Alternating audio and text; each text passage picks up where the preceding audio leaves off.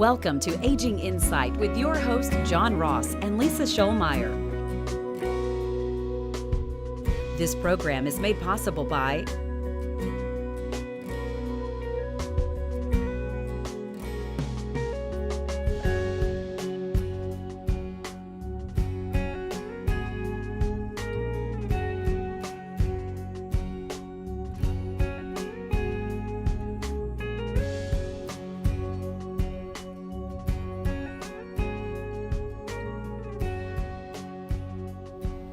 Welcome to Aging Insight. I'm Lisa Shoalmire and I'm here with John Ross, and we are elder law attorneys based here in the 4 states area.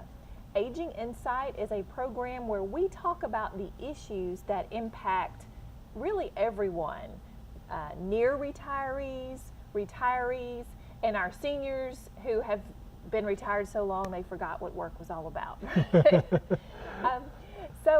But today we wanted to bring you some information that really concerns families, particularly as they care for a senior member of that family. Yeah, one of the things is that most care for our aging population is provided by family caregivers. It's that son, daughter, husband, wife, or those daughters-in-law, or daughters-in-laws and sons-in-laws and grandkids.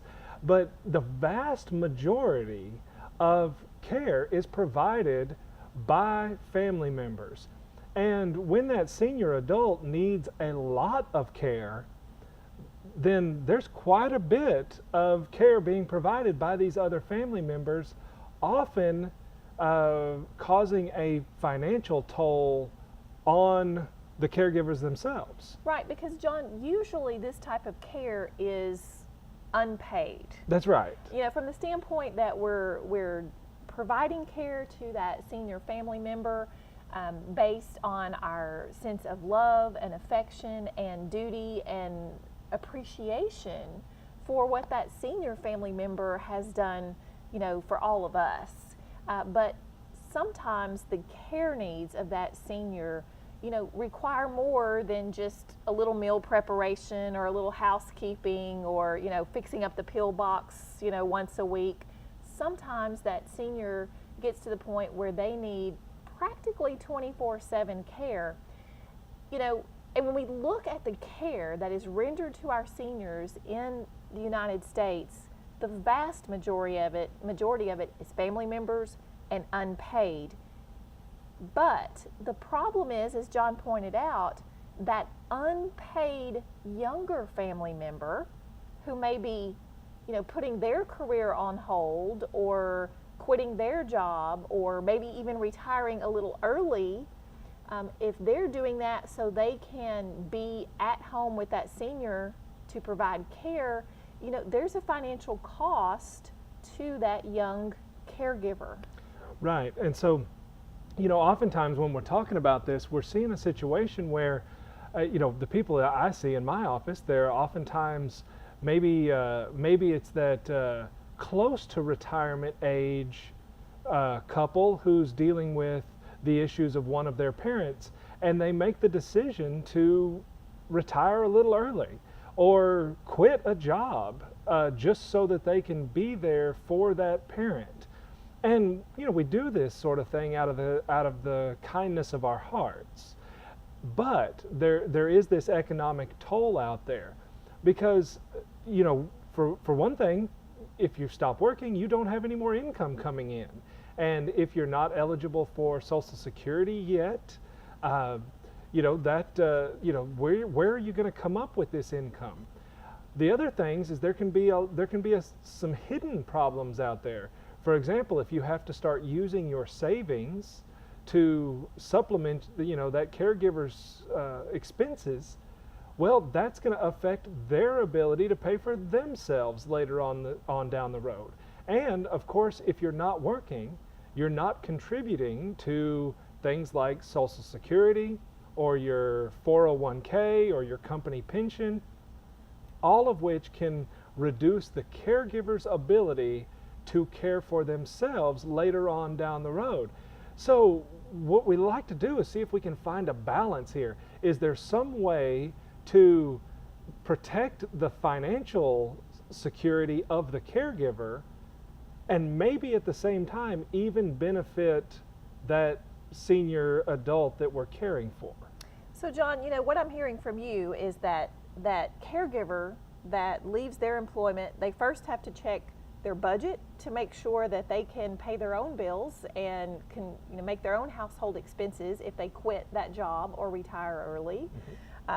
You know, number two, they need to determine what the economic impacts are going to be on their retirement contributions, continuing contributions to Social Security, for that caregiver's own financial future.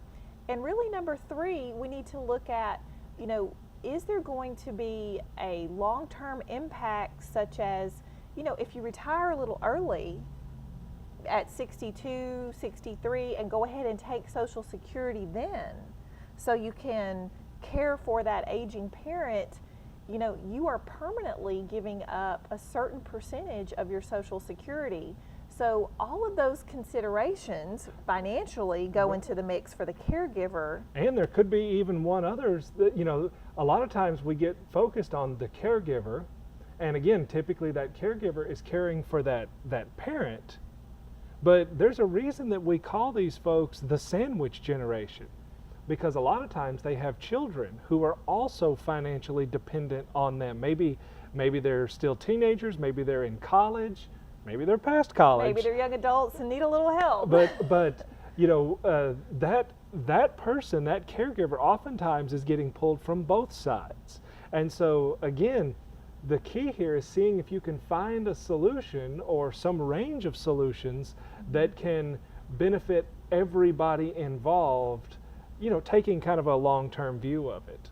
Well, you know, I think we've identified a very common concern for our families out there, and we're going to go to a break, but I want you to stick with us, because when we come back, we're going to talk about some solutions and maybe some things that will lessen the economic burden while allowing a caregiver to be there with that parent or loved one when it's really needed. So stick with us.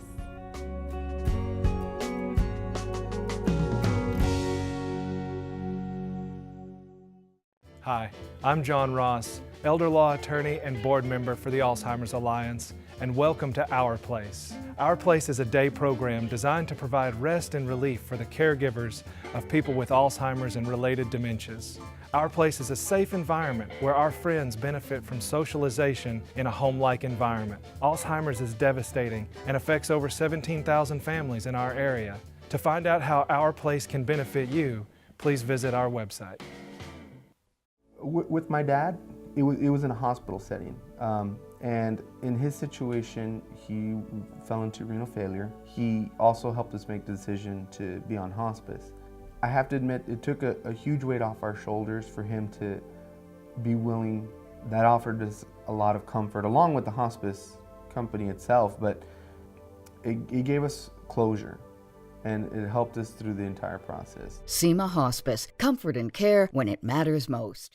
Off of McKnight Road in Texarkana, Texas, the Oaks Independent are apartments for seniors who love secure peace of mind and consistency in their lives. You're going to fall in love with this newly built luxurious residential establishment for the aging adult. All bills are included and all apartments are wheelchair accessible, inclusive with all the amenities. Live in style, comfort, and accessibility. Live independent. Call today to schedule a tour. The Oaks Independent.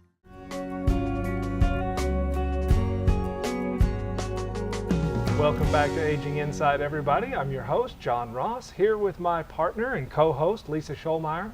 And today we're talking about how to protect the financial security of the caregiver. You know, they've done some economic studies out there, and the cost of unpaid caregiving provided by family members and friends and things like that is actually, when you put dollar figures on it, it's some of the biggest expenses of our economy.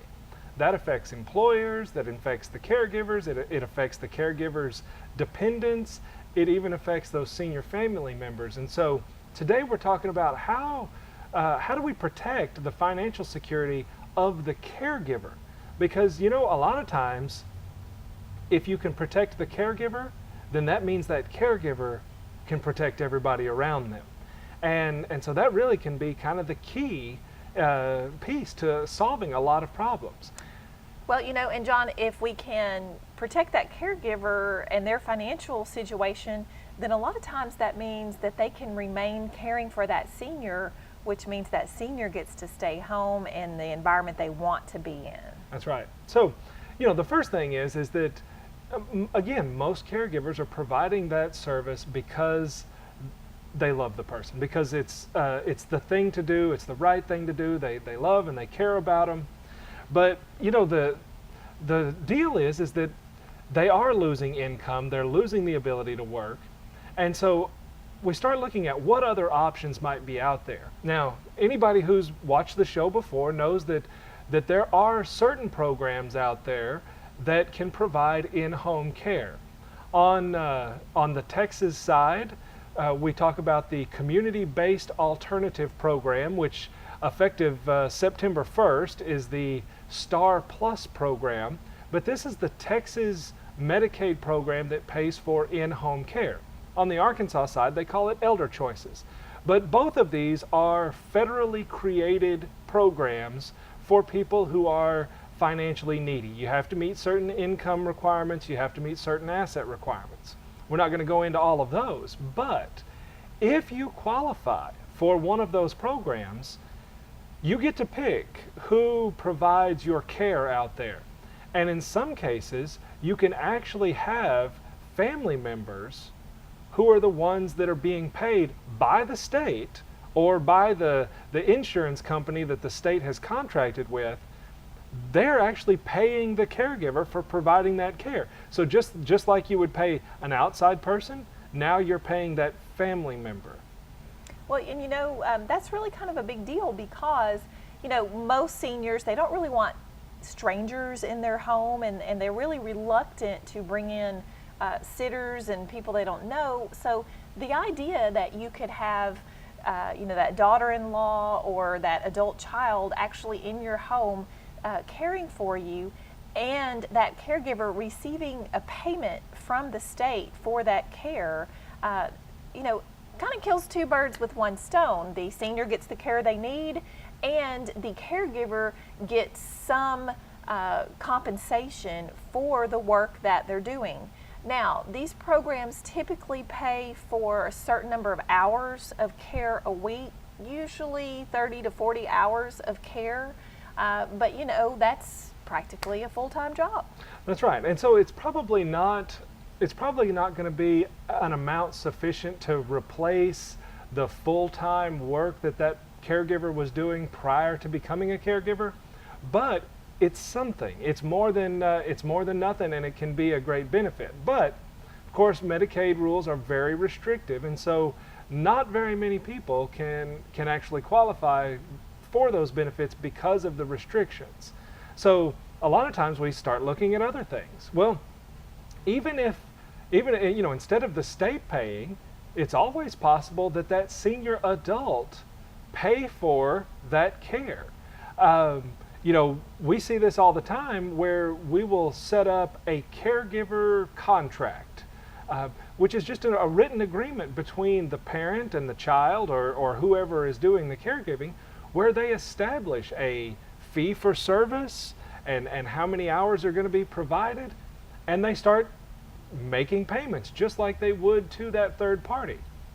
And of course, with a little bit of assistance with a tax preparer or a CPA, you can withhold taxes and also contribute to Social Security. And so now the caregiver has not given up their rights to, you know, Social Security increases, and they're going to keep that money because the parent is paying them for the care that the parent would have had to pay for anyway, except for the fact that that kid was willing to do it. Well, you know, oftentimes I will have adult children And parents, when we discuss a caregiver contract where the parent actually pays that adult child for care, you know, they recoil at the initial suggestion because that adult child is thinking, oh no, I don't want payment for mom for what I'm doing. I do this out of love and no matter what.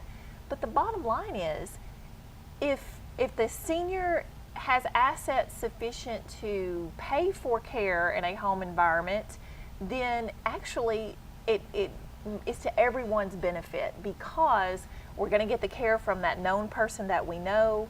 John, like you said, that caregiver is going to continue to earn a certain wage and pay into Social Security. And number three, a lot of times that caregiver contract, you know, it kind of evens the field. You know, John, in the situation where we have that one child who is a caregiver for that parent, while the other children, maybe they live out of town and they're not able to do it. But you know, the compensation to the child that's here doing it, it kind of makes everything a little more fair. Sure, absolutely. And then if we have that caregiver agreement, we might be able to access other benefit programs, such as benefits from the Veterans Administration. Right, you know, there are, and I know we've talked about it on the show before, but there are veterans benefits, particularly something called the aid and attendance benefit, that is available to veterans or the surviving spouses of veterans who served during a period of war, not in combat, just on active duty during a period of war. And that particular benefit is based on your income minus your unreimbursed medical expenses. And so the VA looks at your income, but they also take into account what you're paying for your care. So if that senior adult is a veteran or a widow of a veteran, by paying the family member, they are creating an unreimbursed medical expense. That expense may entitle the veteran or that surviving spouse to additional funds to help cover that cost from the VA.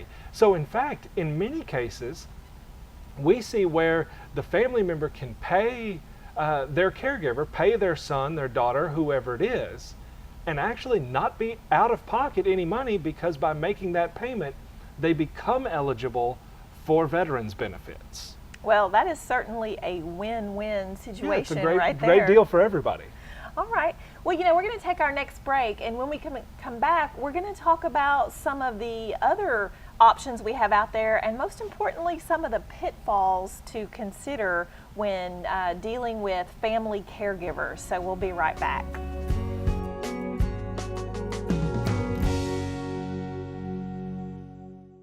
All our moments should be cherished. SEMA Hospice provides comfort care when you need it most, with compassion, dignity, and respect. Along with Jordan Health Services, SEMA Hospice provides compassionate continuity of care. SEMA Hospice, comfort and care when it matters most. As things get older, they require more care. This car and I have seen a lot of miles together, but because I take care of her, she runs just like she did in 1955.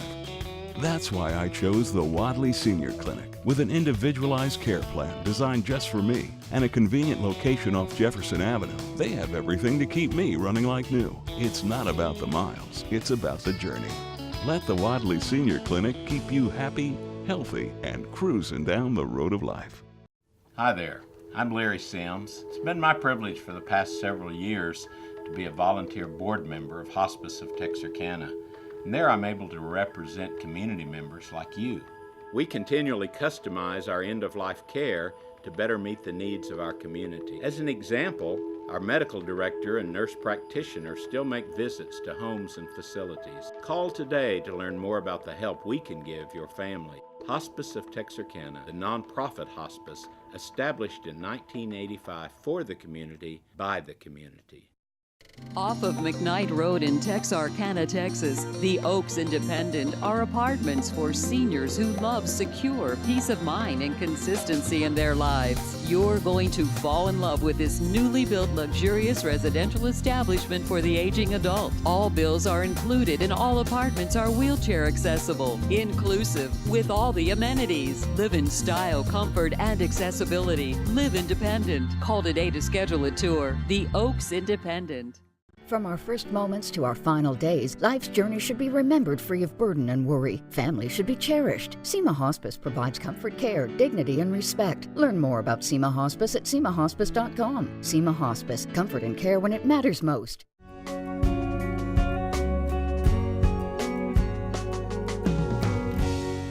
Welcome back to Aging Insight. I'm Lisa Shoalmire here with John Ross. And today we're dealing with a dilemma that is faced by many, many families, and that is how to care for that senior family member who needs care at home.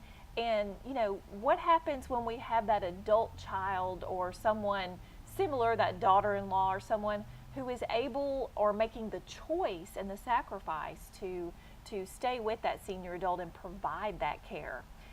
So we've talked about the fact that there are some state programs in Arkansas and Texas that will pay a family member to provide care in the home to that senior.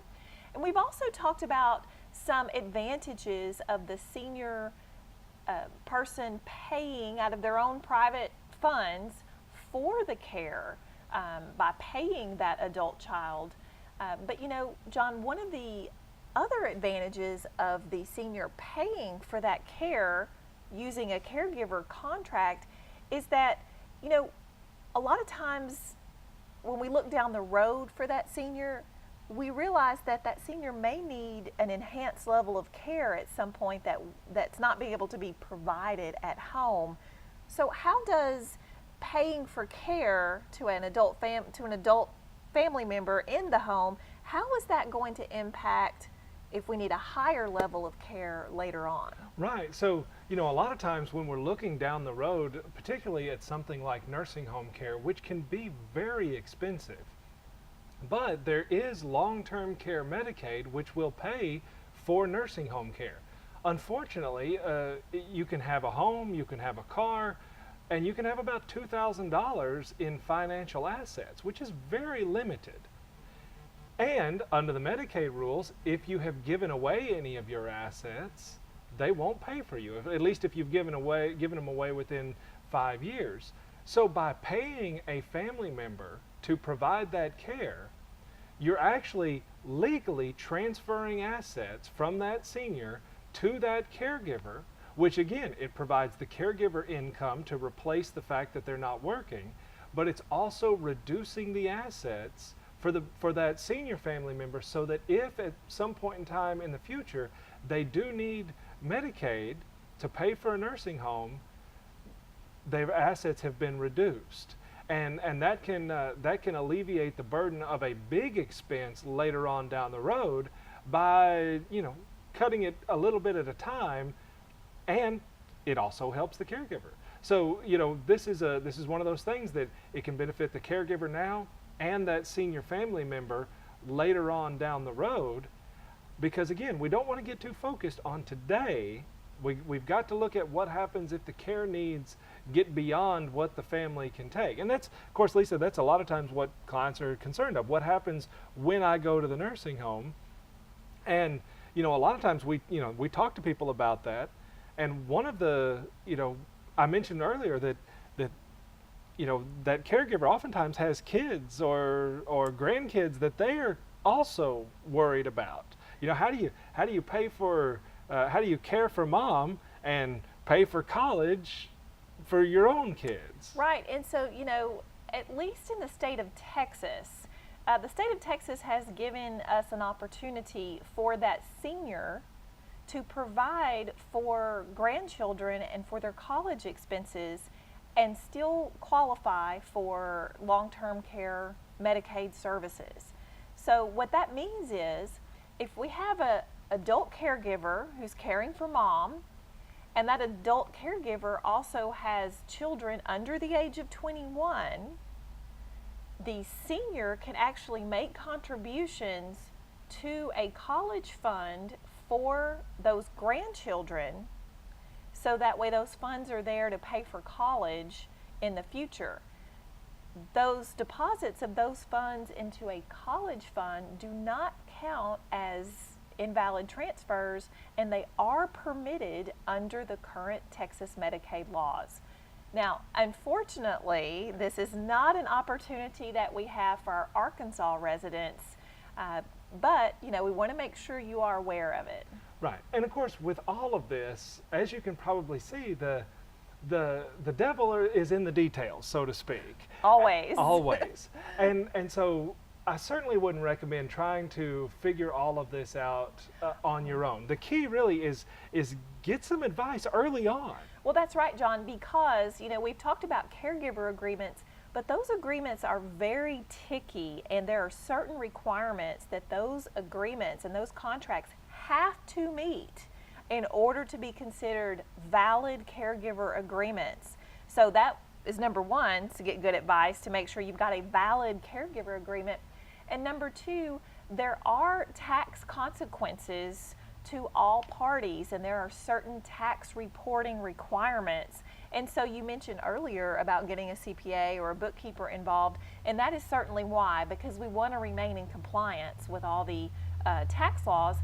And third, I guess, this caregiver agreement is a fantastic vehicle, but remember, we can only pay what the fair market value or the going rate is for the type of care, usually unskilled care, that is being rendered to that senior in the home. So those are just 3 little cautions there. Yeah, that's right. But whether you're that senior family member who has somebody caring for them, or whether you're that caregiver who's caring for that senior family member, either way, you already know that it takes a toll. It takes an emotional toll, it takes a personal toll, and it takes a financial toll. Hopefully what you now know is that there may be some solutions, at least to the financial part. And so get some good advice out there, and of course that's why you watch Aging Insight, is so that you can get these little tidbits of information to arm you as you walk through this process. And so we want you to stick with us on Aging Insight. And of course, if you ever have questions, you can always call us in on our radio show, which is every Saturday on 107.1. And of course, you can find me on Facebook and on Twitter. Facebook at Aging Insight, and our website aginginsight.com.